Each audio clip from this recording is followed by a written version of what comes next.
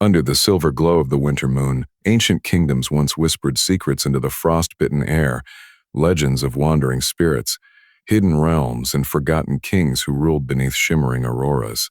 These were lands where snow wasn't just a season, but a storyteller, carrying echoes of civilizations lost to time. Tonight, you and I step into that enchanted world together. Before we begin, make sure you subscribe because more journeys like this, deep, atmospheric, and filled with hidden history. The winter kingdoms were born in silence, the kind of profound stillness that only exists where cold rules without mercy. In those remote northern lands where the sun lingered just a few hours above the horizon and the moon reigned with an otherworldly brilliance, people believed that winter possessed a power unlike any other season. This was not merely a shift in the weather, but a transformation in the very fabric of the world. When the first snows fell and the rivers froze into ribbons of glass, the atmosphere thickened with unseen presences. Whispers, they said, drifted on the wind, whispers that did not belong to the living. The cold was a voice, and those who listened carefully enough could hear it. The kings of these lands understood that winter was both a test and a teacher. They ruled over harsh territories where survival demanded respect for forces beyond human understanding. Their power was never absolute. It was borrowed, granted by the spirits who thrived in frost and shadow. And so every winter, the monarch stood upon icy cliffs beneath the luminous moon, seeking communion with these spectral guardians. These rites, known as the frozen crown rituals, were more than tradition. They were the spiritual spine of the kingdoms, a bridge between mortal rule and supernatural sanction. Ancient scrolls described how a king would prepare weeks before the ritual. He was not allowed to speak unnecessary words, for silence was considered sacred. Words could attract stray spirits, and the king needed clarity, not chaos. He fasted intermittently, shedding earthly heaviness so that the cold could enter him without resistance. Priests anointed him with oils made from pine resin, crushed winter herbs, and glacial water collected from the highest peaks. Each application of oil symbolized a layer of protection, for the spirits of winter respected purity but despised arrogance. The king approached the ritual not as a conqueror, but as a supplicant. On the appointed night, the moon rose larger and brighter than on any other, its light refracting on snow until the world seemed silver and unreal. The cliffs chosen for the ritual were remote, surrounded by winds that howled like the voices of the dead. These cliffs, carved over millennia by storms and time, were believed to sit at the edge of the spirit realm. Only the king, his closest advisors, and the winter priest were permitted to approach. Guards remained far behind, for it was said that too many warm bodies could repel the spirits. The king wore the frozen crown, an artifact forged of ice and iron. Unlike an ordinary crown, this one was not permanent. It had to be reforged every year by smiths who understood the delicate art of binding metal with enchanted frost. The crown was kept in a chest lined with furs until the ritual began, for even the slightest warmth could damage it. When placed upon the king's brow, it released a chilling pulse that traveled down his spine, grounding him in the realm of the cold. It was a reminder that the authority he wielded during the winter months came only with the spirit's approval. As the rites commenced, the priests formed a circle around the king, chanting in the ancient tongue, a language no longer spoken outside of rituals. Their breath curled in the air like blue smoke, twisting in patterns that seemed almost alive. To rule without the blessing of the cold was unthinkable. The frozen crown ritual was the spine of legitimacy. Even neighboring kingdoms acknowledged its significance. They too held their winter rites, though none were said to match the intensity and purity of this northern tradition. Travelers from distant lands often scoffed at the idea of speaking with spirits through frost. They claimed it was superstition, the invention of people trapped too long in darkness, but those who stayed long enough through a northern winter often changed their minds. They felt the weight of the silence, the electric presence in the air during the coldest nights, the sense that unseen forces walked just beyond the edge of torchlight. By the time they witnessed the festival preparations, the forging of the new frozen crown, and the solemn procession toward the cliffs, even skeptics fell silent, humbled by a power they could not define. The cliffs chosen for the frozen crown ritual were not always the same. Each generation of priests claimed that the spirits shifted their resting places over time, moving like drifting constellations across the frozen kingdom.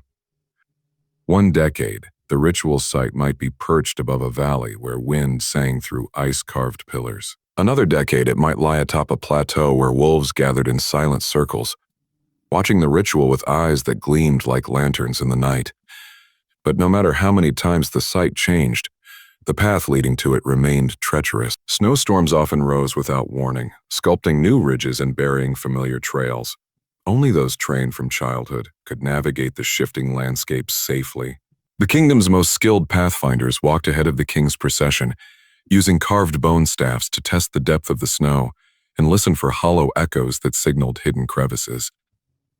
The journey to the ritual site was a rite within the rite. The king traveled not as a ruler surrounded by luxury, but as a pilgrim moving through a world older and greater than himself. He walked at the center of a silent company, priests wrapped in animal hides, warriors carrying torches that sputtered in the wind, and attendants bearing the wooden chest containing the frozen crown. Their footsteps created soft, rhythmic impressions in the snow, soon swallowed by the relentless wind as though winter wished to erase all trace of their presence. Along the way, they passed ancient markers half buried in frost, monoliths carved with spirals, runes, and the likenesses of winter deities.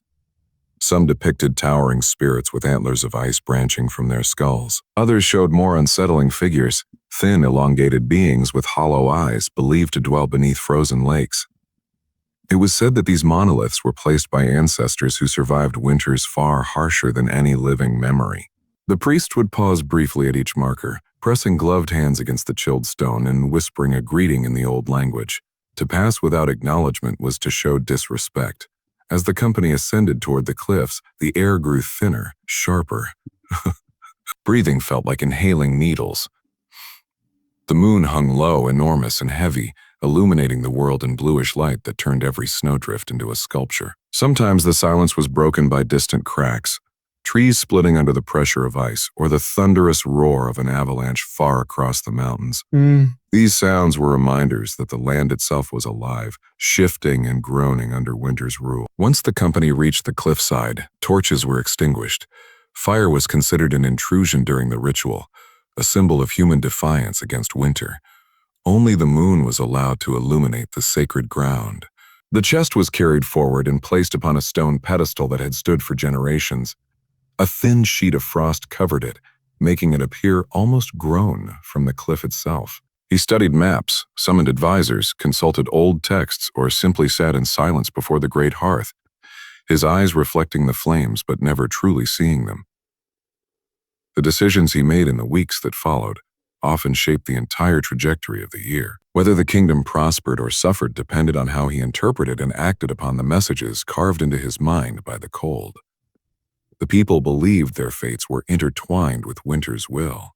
They obeyed the seasonal customs faithfully, lighting candles on the long night festival, offering carved figurines of ice animals at the shrines, and maintaining periods of enforced quiet during the coldest nights. In these times, children were forbidden from running or shouting. Doors remained closed, windows covered, and fires dimmed. It was said that too much noise could draw restless spirits, hungry for warmth and life. The frozen crown ritual reminded everyone that the boundary between the living and the unseen was thinnest in winter. Over time, stories of past rituals became woven into the identity of the kingdom. Poets wrote epics about kings who faced their fears under the moon. Painters depicted the glowing frozen crown in murals across temple walls. Elders told children tales of the first king who forged an alliance with winter spirits, earning them generations of protection. These stories preserved the sacred weight of the ritual, ensuring that no one forgot its importance. In rare instances, the spirits offered not warnings but gifts. One king returned with knowledge of a hidden valley where hardy winter berries grew in abundance. Another dreamt of underground hot springs that later saved the kingdom during a catastrophic freeze. But gifts were always balanced with demands. A drought might follow a prophecy of future prosperity. A war might accompany a vision of unity. The spirits of winter believed in balance, not mercy. As centuries passed, kings continued to perform the ritual, though the world around them changed. New alliances formed, trade routes opened, new technologies emerged. Yet the frozen crown ritual endured, untouchable by time. No scroll, no decree, no rebellion ever challenged its necessity. But eventually, a king arose who approached the ritual with doubt. Unlike his ancestors, he was raised during a period of unusual warmth. Winters were still harsh, but less severe than before. Some scholars claimed the spirits were losing their influence, their power waning. The king listened to these scholars. He viewed the ritual as an outdated formality, a burden inherited from superstitious forebears, yet tradition demanded he perform it, and so he did, more from obligation than belief. When he placed the frozen crown upon his head, expecting nothing, the cold struck him harder than any king before him. The spirits sensed his doubt, his casual irreverence. The visions they forced upon him were more violent, more chaotic, more merciless. He saw his kingdom swallowed by storms, saw his palace crack under ice, saw himself wandering alone across a barren tundra, while shadowy figures followed him. He screamed, breaking the sacred silence. The priests rushed toward him, but an invisible force hurled them back. When the visions ended, the king collapsed, trembling uncontrollably, no longer able to speak. He survived, but the man who returned to the capital was a shell of his former self. After that year, no king ever doubted again. Even now, long after the winter kingdoms have faded into legend, travelers who wander north sometimes report strange phenomena. They speak of hearing distant chanting on moonlit nights, or seeing glowing patterns etched into fresh snow. Some claim to have seen an icy crown resting atop a lonely stone pedestal, untouched by time. Whether these are remnants of the past or echoes of rituals still performed by unseen kings, no one can say. What remains certain is that winter still carries a voice, faint but persistent. And those who listen closely enough may still hear the ancient spirits whispering their truths across the frozen world. Snow lay thick upon its ground even in the height of summer, and the trees that grew there were said to be older than kings, older than nations, older than memory itself. Their bark gleamed like pale ivory, and their branches, heavy with frost, glimmered silver blue beneath the moonlight. Travelers who wandered into the forest without guidance often spoke of a strange hush that fell upon them, an unnatural stillness, as if the air itself were listening. It was in this silence that legends were born, whispered from one generation to the next, until they became woven into the very identity of the northern lands. For in the depths of the white forest where the mortal world rubbed thin against the spirit realm, there lived the silent wolves. These were no ordinary beasts. They were enormous creatures, their fur glimmering like freshly fallen snow under the moon, their eyes glowing with a cold, intelligent light. They moved without sound. No crack of snow beneath their paws, no rustle of branches as they passed. They were specters as much as animals, guardians of a realm both feared and revered. The villagers believed that the silent wolves appeared only under the full moon of the deepest winter nights, when shadows stretched long and the boundary between worlds was nearly transparent. Some insisted that the wolves were centuries old, immortal beings who served the winter spirits. Others whispered that they were the souls of ancient kings who had sworn themselves to the forest after death, forever roaming as protectors of the border between life and whatever lay beyond. There were even stories of children who vanished during blizzards only to reappear a decade later, transformed, their eyes glowing like moonlit ice, their voices quiet, their allegiance now bound to the wolves. It was said that the wolves chose only those whom winter had already claimed. Every village perched near the forest's edge had its own version of the silent wolf tales. Some spoke of them as saviors, aides who led lost travelers safely home when the world was blanketed in darkness and snow. Others described them as executioners, creatures who stalked the arrogant, the cruel, or the foolish who dared to trespass in sacred places. The truth, as always, was somewhere between reverence and terror. The stories most often recited by firelight were those of travelers.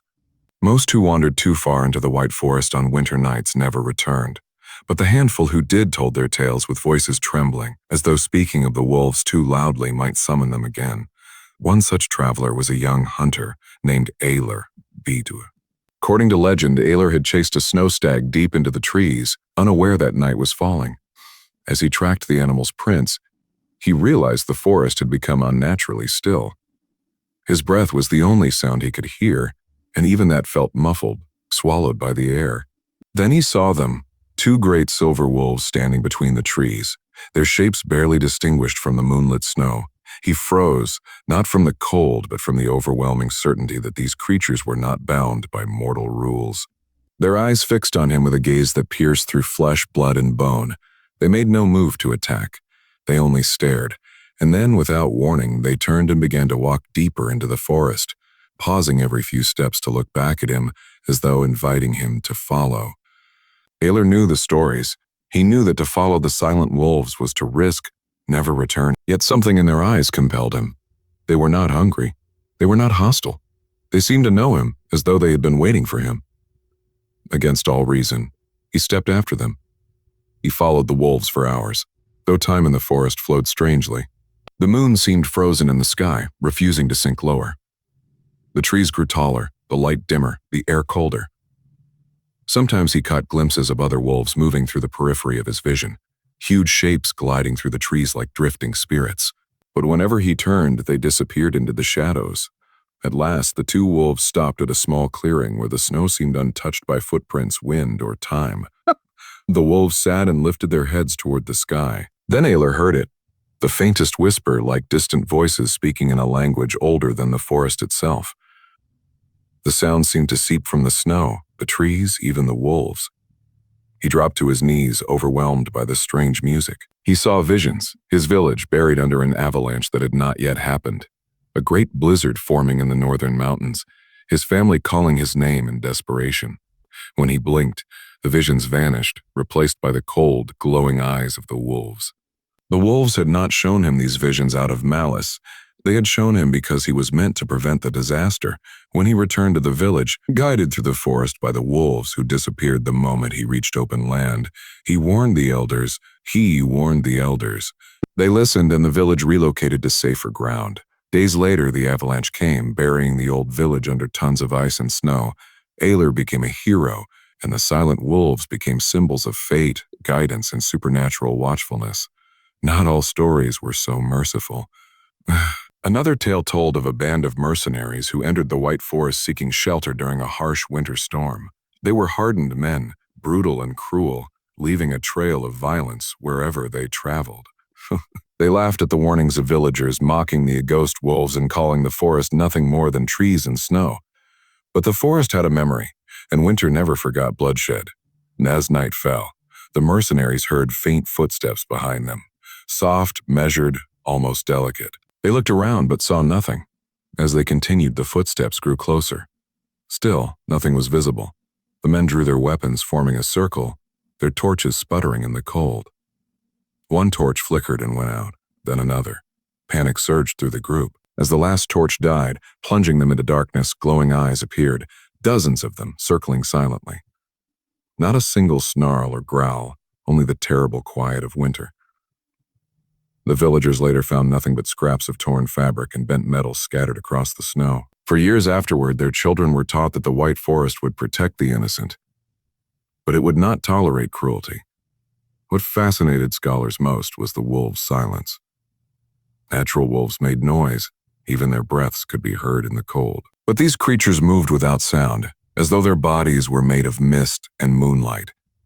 Some believed they were not wolves at all, merely taking the shape of wolves to make themselves recognizable to mortals. Others believed they were spirits who had never been living creatures in the first place. Their silence became a symbol, a reminder that some knowledge is meant to be felt, not heard. As centuries passed, the silent wolves became more than a legend. They became a presence woven into the rituals and warnings of the White Forest. Elders taught their children to respect the moonlit nights, to bow their heads when crossing the tree line, and to speak softly when snow fell in perfectly still sheets. They believed that the forest listened and that the wolves listened with it. During the longest nights of winter, villagers left offerings of fresh meat, carved bone figurines, or simple bundles of evergreen tied with strands of wool. These were not gifts meant to appease wild animals. They were tribute to guardians, an acknowledgement of forces that walk the boundary between life and death. Travelers passing through the region often heard of another tale, one far older than living memory. It told of a woman named Serene, a healer whose skills were unmatched. She could mend broken bones, cure fevers, and soothe injured animals with a touch. Her heart was gentle, and her compassion limitless. But compassion alone did not protect her the night she ventured into the forest searching for a missing child. The villagers begged her not to go, insisting the child was already lost to the snow, but Serene refused to abandon hope. Wrapping herself in furs and carrying a lantern filled with winterlight oil, she stepped into the white forest. Hours passed, her lantern dimmed, snow muffled every sound. She called the child's name, but her voice disappeared into the stillness.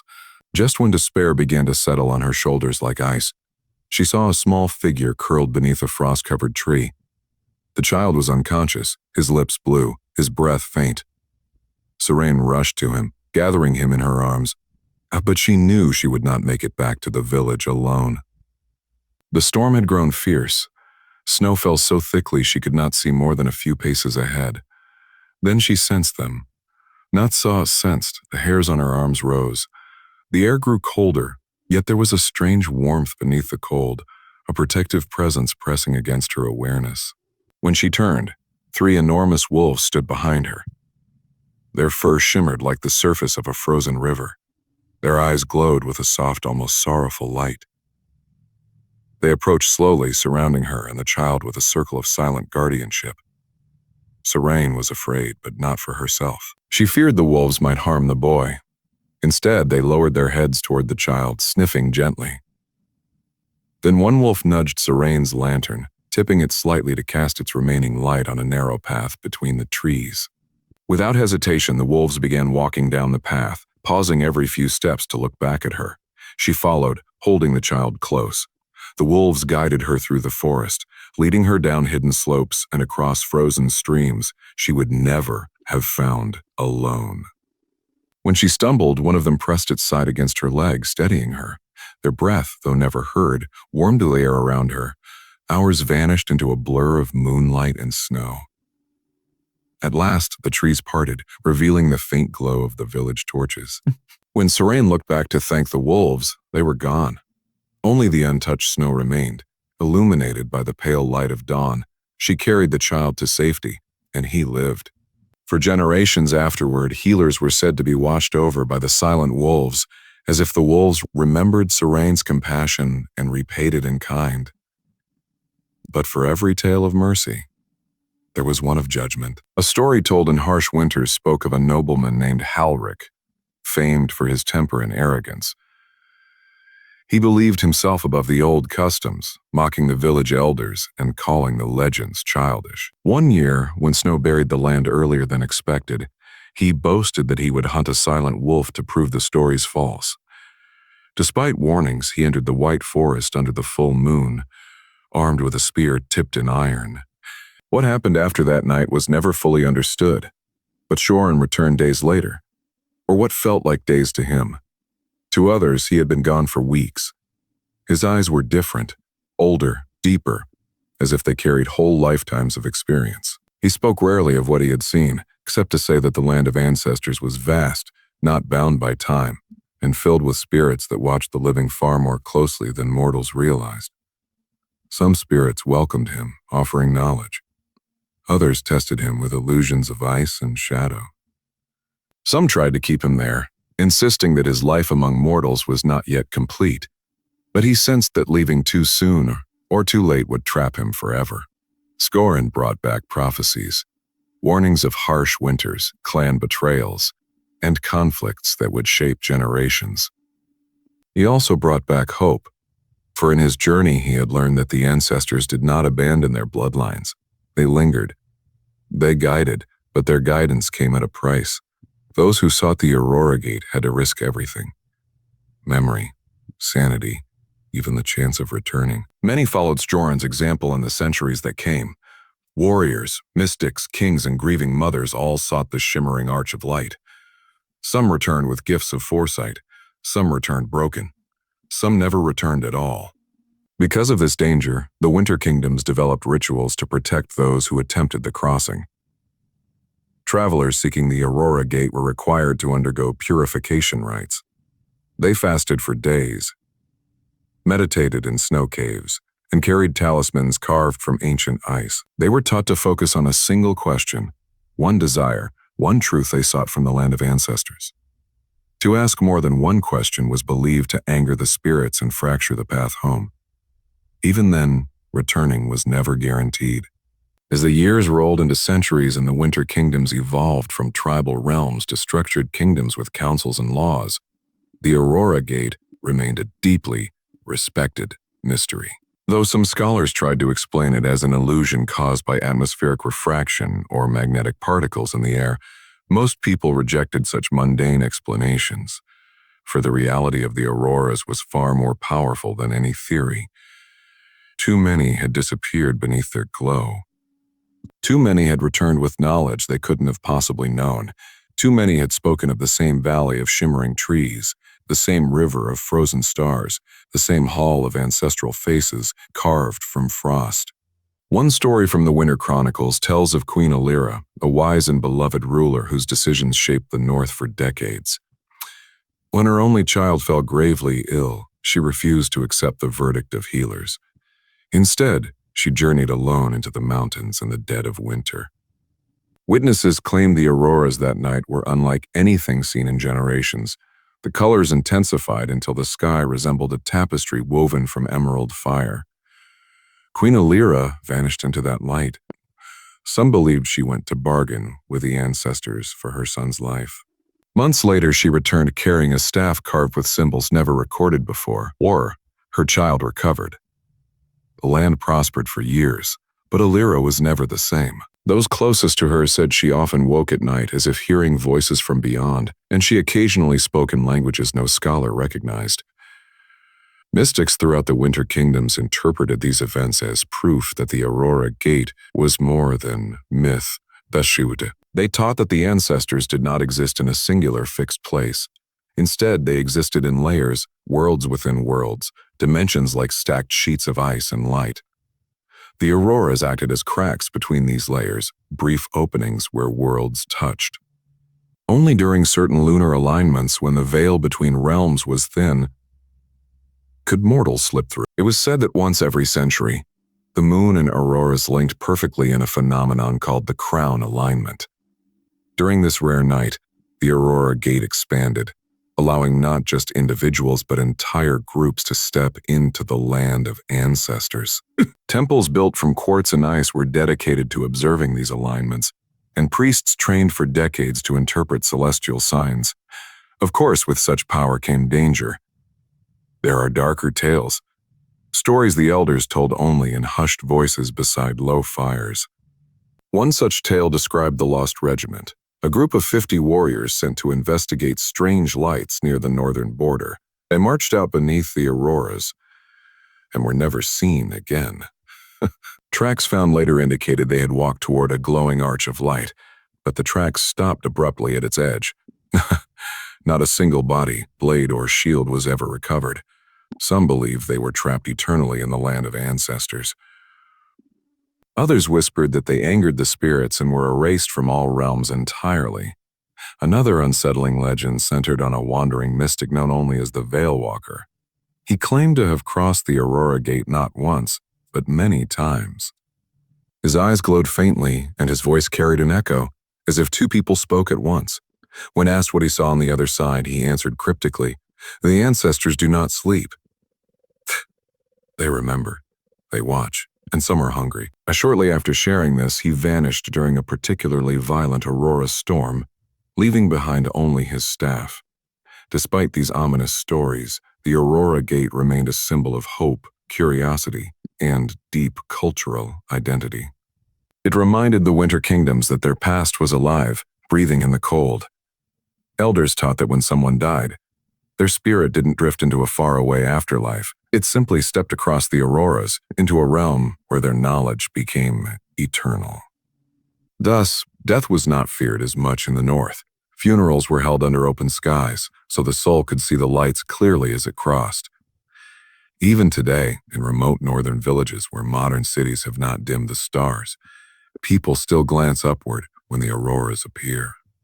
Parents tell their children not to whistle at the lights, for it might call the spirits too close. Some claim that if you stand perfectly still and listen hard enough, you can hear faint echoes, footsteps crunching in distant snow, whispers carried on icy winds, or even the soft hum of voices calling your name. Whether these sensations are real or imagined hardly matters. Yeah, the myth of the Aurora Gate has become woven into the identity of the Winter Kingdoms. Travelers who camp beneath the auroras often speak of feeling watched, but not with malice, more like the way an ancestor watches a child taking their first steps, guiding from afar, hoping, guarding. The belief persists that the auroras respond to emotion and intention. Those who approach with reverence see calm, flowing lights. Those with anger witness flickering, chaotic patterns. And those with grief often see the lights shift into gentle waves, as if offering comfort. In recent generations, explorers and scholars have attempted to trace the origins of the Aurora Gate myth. They found ancient carvings etched into cliffs far older than the earliest settlements. These carvings show tall, ghost-like figures stepping through arches of light while mortals kneel in awe. Other carvings depict warriors carrying torches into shimmering pathways and emerging with glowing eyes. The consistency of these images across thousands of years and vast distances suggests that the myth may have originated from a real event or a series of events. Whether it was a natural phenomenon misunderstood by early humans or something truly supernatural is impossible to say. But the Winter Kingdoms believe. They always have. And belief, passed from generation to generation, becomes a kind of truth all its own. The Aurora Gate myth endures because it gives meaning to the most mysterious beauty of the northern night sky. It reminds people that they are part of a lineage stretching deeper than memory. It offers the possibility that the living and the dead are not separated by an unbridgeable gap, but by a thin sheet of light and shadow. And every time the auroras ripple across the sky, the people are reminded that the ancestors may be calling softly, patiently, waiting for the next traveler brave enough to step through the veil. Thus the myth lives on, carried by storytellers, scholars, shamans, and those who simply gaze upward in wonder. For as long as the auroras dance across the winter heavens, possibility of a gateway between realms will remain alive.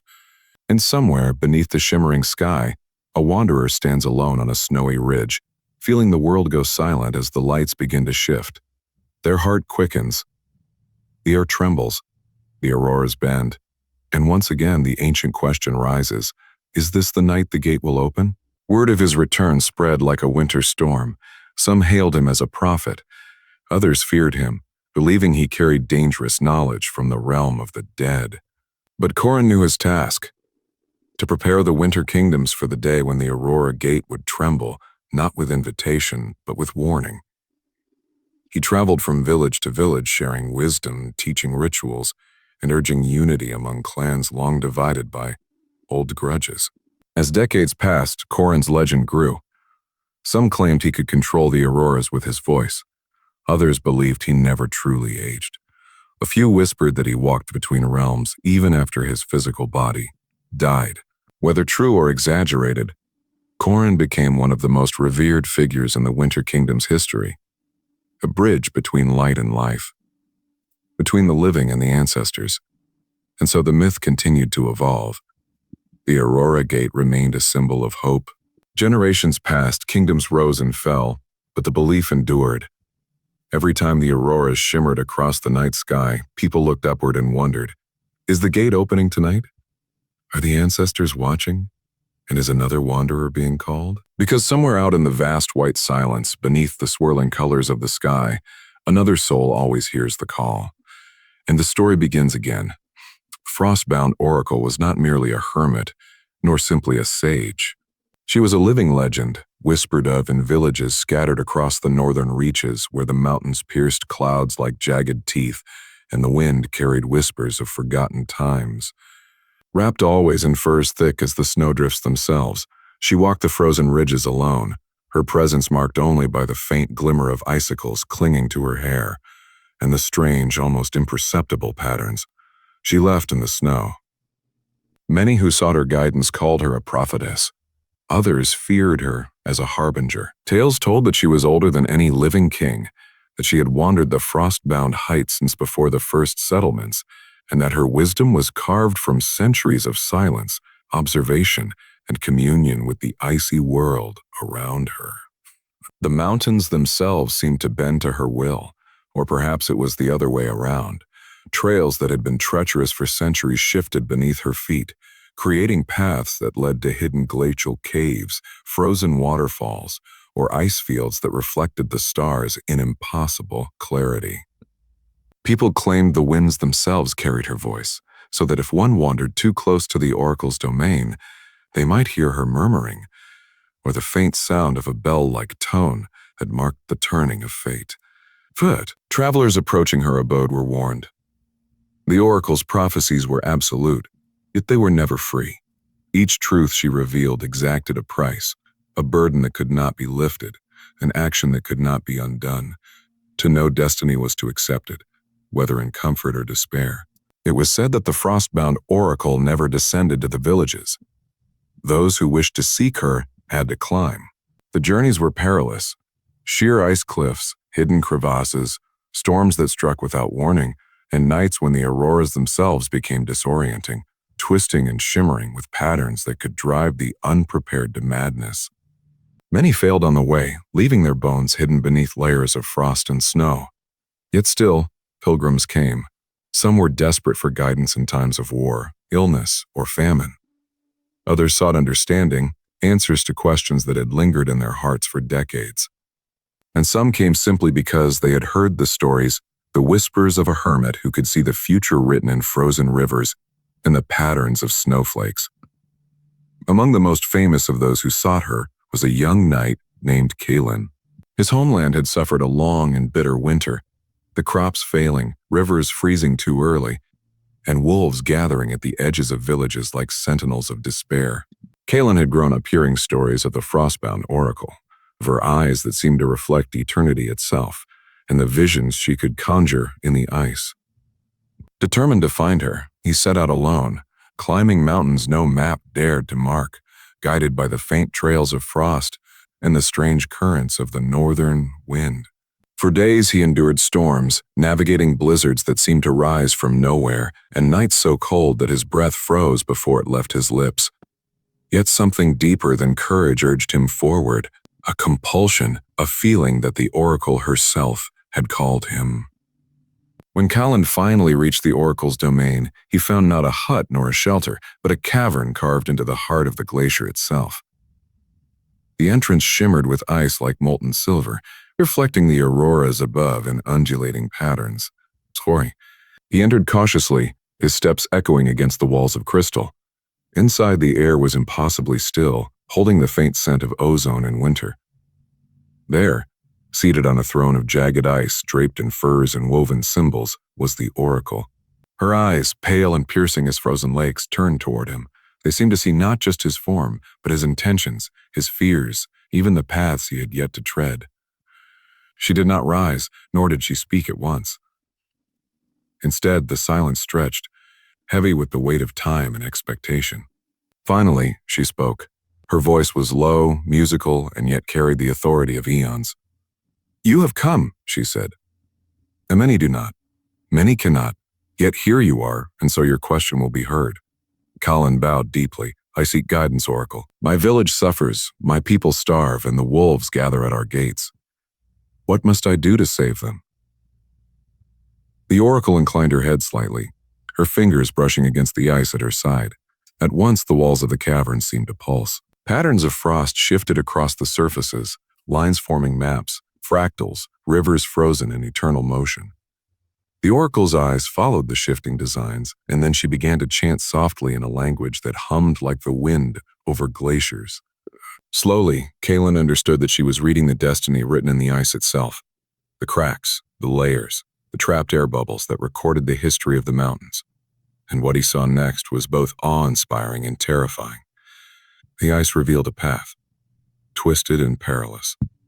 It showed Kalin a journey he would have to undertake, not merely across mountains, but into the heart of winter itself, to a place where the cold was almost alive. There, a great ice worm, a creature older than any kingdom, guarded a spring whose waters could restore the land. The oracle's voice carried over the visions, that to bring life you must confront the cold. To save your people, You must be willing to lose everything you hold dear. Cullen trembled. And if I fail? Within the frost claims not only your village, but your soul. Every choice has its weight. Every truth exacts a price. Even as she spoke, Kalen felt the chill sink deeper into his bones. The cave itself seemed to breathe, exhaling frost and shaping visions that filled the air with spectral light. He realized then that the oracle did not merely predict the future. She summoned it, revealed it as it might be, and forced the seeker to confront its consequences. Her guidance was not a gift, it was a covenant, and the ice would never release him from it. To know the truth, he had to accept the cost. Many others who had come before Colin had perished. Some were found frozen in the caverns, their minds shattered by visions of what could be. Others returned forever changed. Hair turned silver, eyes deepened with unspoken knowledge, voices carrying the resonance of ice. And still, the oracle remained, an unmovable sentinel perched between life and the unknown, guarding secrets that could reshape the world. Kalen left the cavern with a map etched in ice, a vision burned into his memory, and a heart heavy with responsibility. His journey was treacherous. He crossed frozen rivers that cracked with thunderous sound, climbed glaciers that trembled beneath him, and fought storms that howled like vengeful spirits. Yet the path the oracle revealed was precise. He learned to read the snow, to follow patterns invisible to the untrained eye, to hear the whisper of wind as if it carried words of counsel. Step by step he approached the heart of winter, knowing that failure would mean annihilation, but that success could restore life to his people. Along the way, he encountered other travelers drawn by the same call. The hermit of the northern pass, the child of the blizzard, the wolf tamer. Some became allies, others adversaries, each driven by their own desires and the haunting call of the oracle's prophecies. Together they faced avalanches that seemed almost sentient, spirits of frost that wandered the peaks, and illusions designed to test their resolve. Kalen realized that the oracle's teachings extended beyond knowledge. They were a test of will, morality, and understanding. She did not merely guide, she forged character through hardship, forcing the seeker to confront not only the external cold but the internal storms of doubt, fear, and ambition. Finally, after what felt like months of struggle against mountain and mind alike, Kalen arrived at the iceworm's lair. The creature was vast, its scales glittering like frozen stars, its breath condensing into a storm that could freeze the soul. The waters behind it shimmered with life. Springs that could heal the land, restore rivers, and bring warmth back to the soil. Kalen approached, guided by the lessons of the oracle. He did not fight with brute strength, but with patience, understanding, and respect for the ancient being guarding what was sacred. And in doing so, he was granted passage. The spring's waters flowed into the valleys below, melting snow, nourishing the soil, and revitalizing the frozen land. When Kalen returned, the villagers scarcely recognized him. He carried not only the waters, but the knowledge of the oracle, the understanding that truth was never simple, that every act of salvation came with sacrifice. He became a legend, like the oracle herself, and his deeds were recounted around fires for generations. Yet the frost-bound oracle remained.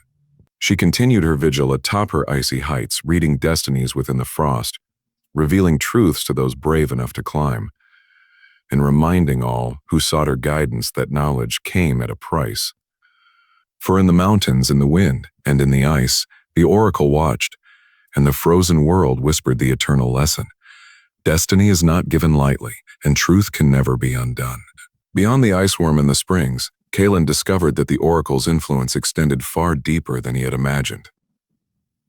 The frost itself seemed alive, recording every choice, every hesitation, every act of courage or failure. Even the smallest movements left impressions, footprints of destiny that only the oracle could read. Travelers who followed Kalen's path after him would sometimes find faint, ethereal traces in the snow. A shift in frost that hinted at direction. A shimmer of ice that reflected moonlight in patterns resembling distant maps. These were not mere accidents. They were subtle guidance from the oracle herself, woven into the world for those willing to see it. Kalen returned to his village carrying the waters. Yet he also carried the burden of truth. He had seen the fragility of life in its starkest form, the thin line between survival and oblivion, and the cost of interfering with destiny when he recounted his journey to the elders and villagers. He did not embellish, for embellishment would dishonor the oracle's lessons. The rivers revived, the crops slowly returned, and the wolves no longer prowled the borders with the same fierce hunger. Yet Kalen's voice, though calm, carried the weight of the visions he had witnessed, visions of storms yet to come, of rivals whose ambitions could destroy more than winter ever could, of choices that would echo for generations. But the frostbound oracle's lessons did not end with Kalen. Word spread quickly, and soon others began their journeys. Some came seeking power, hoping to manipulate the oracle's visions for personal gain. They seldom returned. Some sought knowledge, wishing only to understand the workings of the frozen world. They returned changed, with eyes that reflected centuries of understanding, voices that trembled with secrets too heavy for ordinary speech, and some came simply out of desperation, parents seeking children, siblings seeking lost kin, warriors seeking guidance for battles beyond comprehension. To all, the oracle gave the same warning.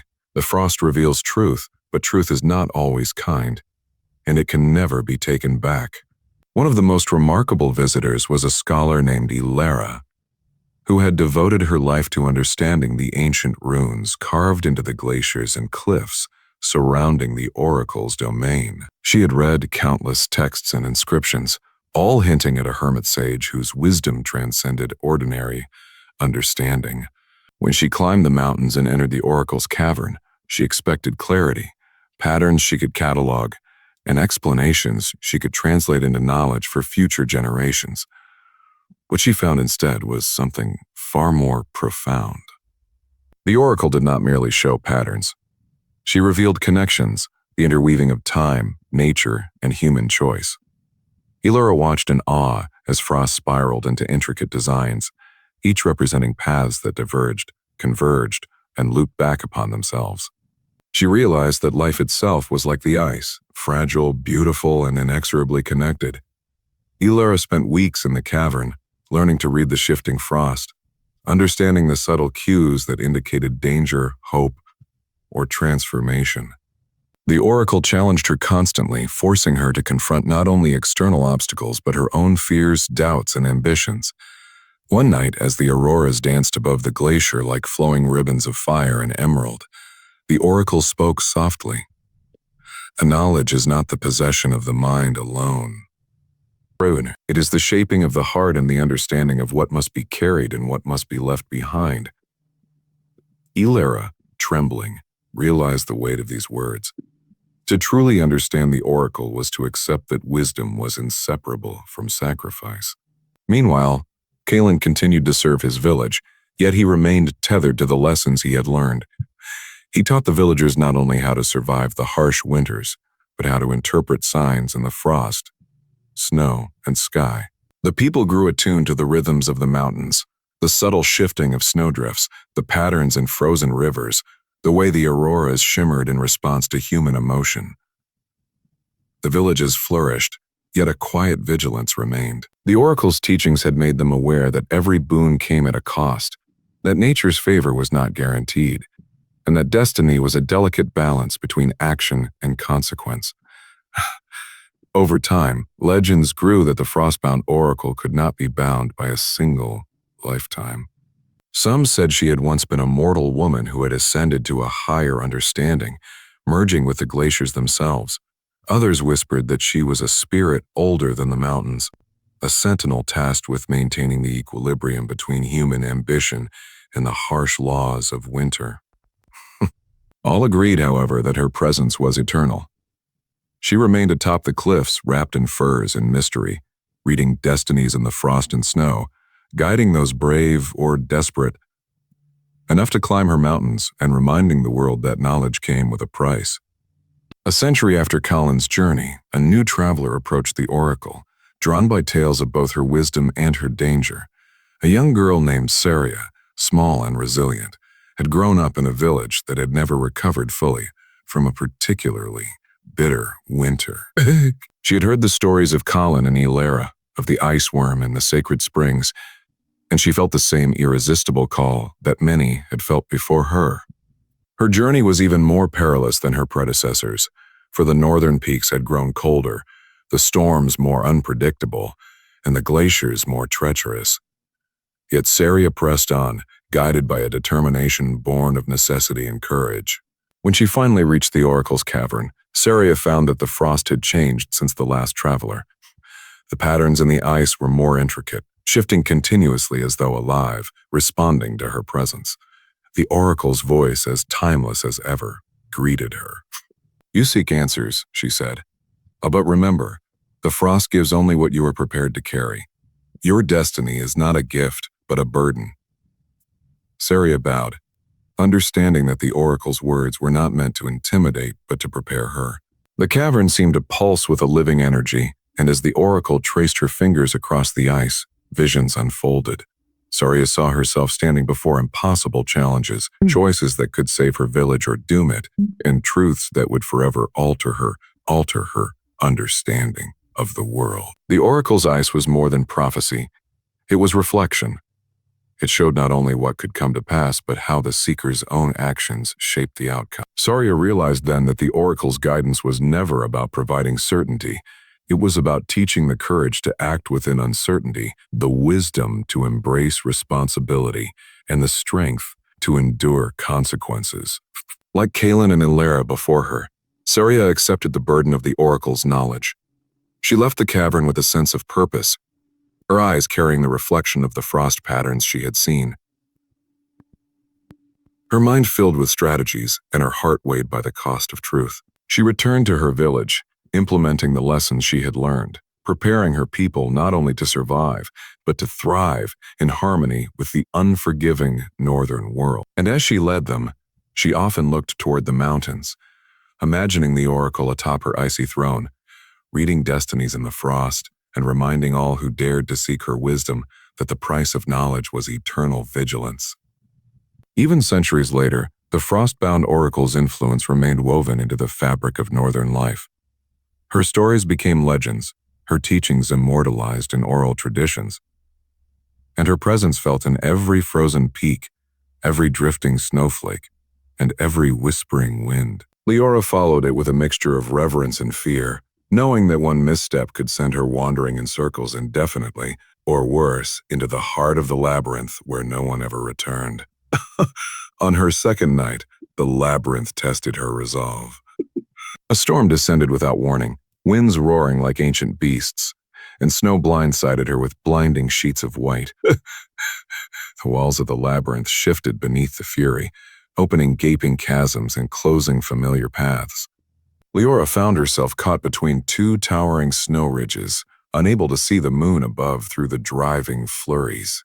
Panic threatened to seize her, but she remembered the lessons she had learned. The moon's light was subtle, a whisper rather than a blaze, and only those who trusted it could survive. She closed her eyes and listened, to the wind, to the rhythm of falling snow, to the faint glow of reflected moonlight.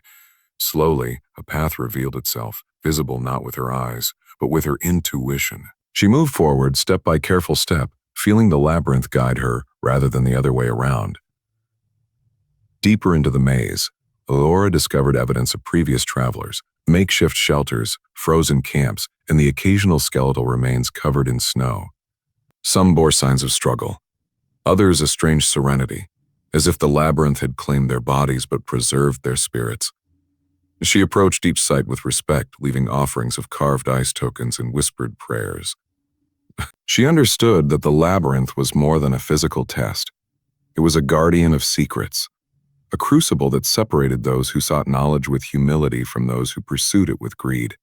It was on the fourth night that Aurora first glimpsed the treasures hidden within the labyrinth. They were subtle, almost imperceptible, embedded in the ice itself. A shard of crystal reflecting the Aurora, an ancient tablet frozen within a wall of frost, a glimmer of gold barely visible beneath a drifting snowbank. The labyrinth shifted around them, requiring not brute force or speed, but patience, observation, and trust in the moon's guidance. Each step had to be deliberate, each decision weighed against intuition and foresight. Many explorers, tempted by the glitter of these fragments, became lost, following the lure of riches rather than the moon's quiet counsel. As Leora ventured further, she began to notice patterns in the snow and ice, spirals that mirrored the constellations above, fractures that aligned with the moon's phases, and reflections that hinted at paths hidden in plain sight. She realized that the labyrinth was not random. It was designed perhaps by ancient hands or by the forces of winter itself, as a living map of celestial and terrestrial knowledge. By following these subtle cues, she could navigate more confidently, yet each discovery also carried responsibility. The treasures were not merely physical, they were vessels of wisdom, memories, and power, and those who claimed them without understanding risked unleashing forces beyond comprehension. One night, under a crescent moon, Leora reached the central chamber of the labyrinth, a vast expanse of frozen ground illuminated by ethereal moonlight. Ice spires formed a natural cathedral, and at its heart lay a pool of water, perfectly still. She approached cautiously, sensing that this was the core of the labyrinth, the place where its true secrets were preserved. As she peered into the pool, visions began to appear. Images of explorers past and future, cities buried beneath glaciers, and creatures of frost and shadow moving through realms beyond mortal understanding. She realized that the labyrinth was not only a test of survival, but also a repository of history, memory, and prophecy, a living archive shaped by the winds, the snow, and the guiding light of the moon. And so, the moonlit labyrinth of snow endures, an eternal enigma of frost, shadow, and light, challenging the brave, rewarding the wise, and remaining forever a testament to the power of nature, intuition, and the silent authority of the moon. The kingdom beneath the ice was a legend that stretched across generations, whispered from the northernmost villages to the icy cliffs where few dared to tread. It was said that long ago, before the first humans settled the tundra, a great civilization had flourished beneath the frozen lakes and rivers of the north. The people of that era had mastered the forces of frost, ice, and moonlight, building palaces of crystal and streets paved with translucent stone. Their spires and domes, though buried beneath meters of frozen water, were believed to glow faintly, especially under the light of the full moon, casting luminescent patterns across the ice above. These glimmers were said to call to the living, offering glimpses of the grandeur that once was, a civilization both distant in time and timeless in memory. Legends told that the kingdom had not fallen due to conquest or disease, but because of hubris. The rulers sought to capture the auroras themselves to bind the celestial lights as a source of power. The elders of the civilization warned against such ambition, claiming that the auroras were the voices of the ancestors, and no mortal hands could hold them without consequence. Yet the rulers persisted, building colossal conduits and towers designed to channel the auroras into the heart of their city. One night, during the longest and darkest night of the year, the ritual went awry. The auroras struck the city with blinding intensity, freezing it instantly. Its people were trapped within their creations, preserved in crystalline halls, their bell towers, statues, and streets frozen for eternity. Some say the event was so powerful that the northern lights themselves danced erratically for decades, mourning the loss of those below. Stories spread that the kingdom beneath the ice was not entirely lifeless. On the longest night of the year, villagers reported faint sounds rising from the frozen lakes. The distant ringing of bells, the echo of music, and the whisper of voices carried through the ice. Hunters crossing the frozen plains spoke of seeing structures shimmering faintly beneath the ice, straight lines that could not be natural formations, glowing softly as if responding to the moonlight. Those who ventured too close often returned, changed, speaking of visions in their dreams, glimpses of crystal palaces, silent streets lined with frozen figures, and a pervasive feeling of being watched. Some claimed that the inhabitants of the kingdom could see the living, observing their descendants, and that the bells were a form of communication, calling for understanding or warning of forgotten dangers. Among the most notable explorers was a scholar named Theron. He had devoted his life to studying the northern myths, piecing together fragmented tales and ancient inscriptions carved into cliffs, stones, and ice formations. He became obsessed with the notion that beneath the frozen surface, the kingdom still existed, preserved as it had been when the auroras fell upon it centuries ago. Theron prepared meticulously, learning the patterns of the lakes, the thickness of the ice, pure ways the moonlight bent upon the frozen surface. He carried lanterns, ropes, and instruments designed to detect voids beneath the ice, but even with these tools, the journey was perilous. Many of his predecessors had vanished, swallowed by thin ice or trapped in crevices hidden by snowdrifts. On a particularly long night, when the moon was high and the auroras danced in undulating bands across the sky, Theron approached the largest frozen lake in the region. The ice was thick, glittering like a sheet of diamonds under the moonlight, yet faint luminescence beneath suggested the presence of structures hidden deep within. He could hear faint chiming, distant yet distinct, carried through the cold air, resonating as if the frozen city itself were alive. With careful steps, he tested the ice and began to descend toward a crevice that appeared to lead deeper. As he moved closer, the structures beneath became more defined. Spires, bridges, and towers of translucent ice, glimmering with the soft radiance of captured aurora light. His heart pounded, but he pressed on, driven by curiosity, reverence, and a need to witness what few had seen. Once he had descended below the ice, Theron found himself in a vast chamber, larger than any cathedral he had ever known. The walls were lined with crystal columns that refracted light into endless patterns, and the ceiling arched like the vault of the heavens. Statues of frozen figures lined the streets, their expressions serene, frozen mid-gesture as though caught in the act of living. Bell towers rose above plazas, their chimes muted by the ice yet still faintly audible, producing a haunting melody that seemed to resonate directly within the mind. Theron wandered through streets preserved in pristine clarity, each turn revealing new wonders. Gardens of frost that shimmered like woven glass, fountains of solid ice frozen mid-splash, and mosaics that depicted the kingdom's history in dazzling detail. As he explored, Theron discovered scrolls and tablets encased in ice, their inscriptions perfectly preserved.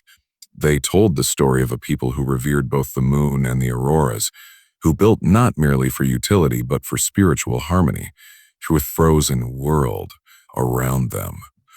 Their society valued knowledge, art, and ritual, believing that the essence of life could be reflected in the perfection of their structures and the rhythm of their bells. The tablets revealed that the kingdom's downfall was not only due to hubris, but also because of a rupture in balance, an attempt to force the natural world to bend to human will, rather than seek coexistence.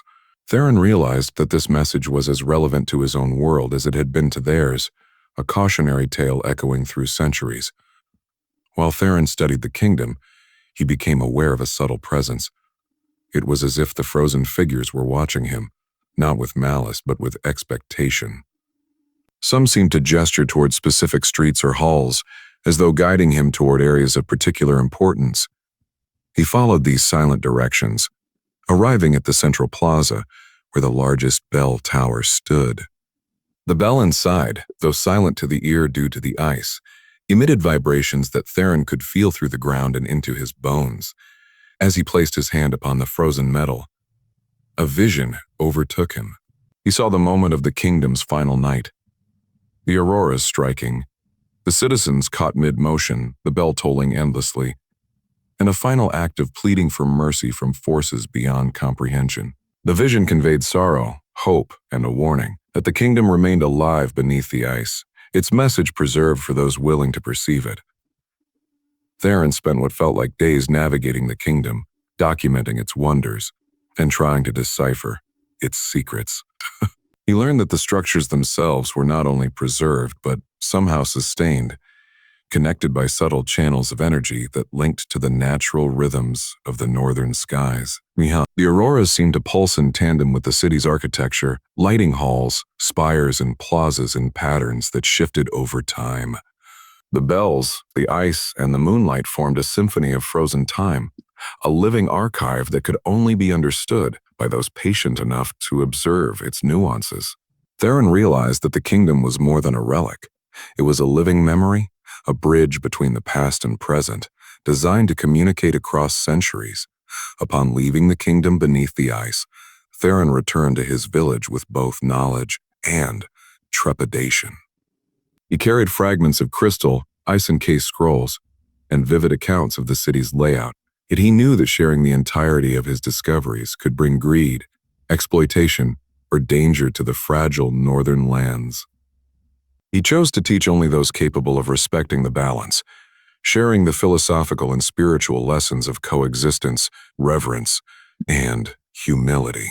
The frozen kingdom, he realized, was not meant to be plundered or conquered.